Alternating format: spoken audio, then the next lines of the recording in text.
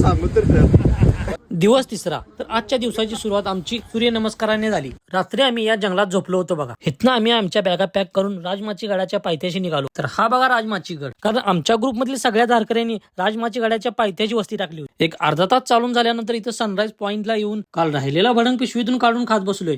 इथनं काय समोरचे दृश्य होते एकदम विषय हार्डच. तिथंच एक साईडला धारकरी लहानशी तोप भरत होता. ही दिसायला एवढी आहे पण आवाज बघा केवढा आहे.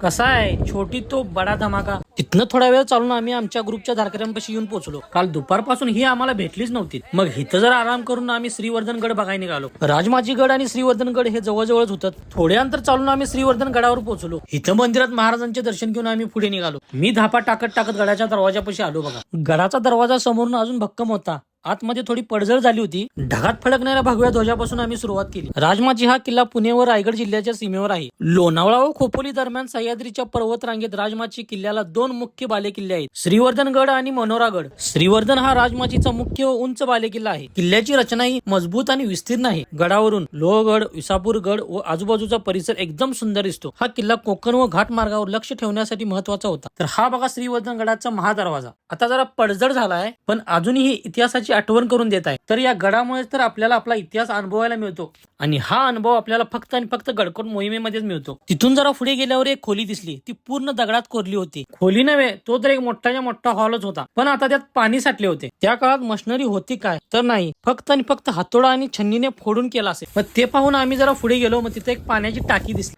कापड झाकून खांब लावून कापड झाकत होती.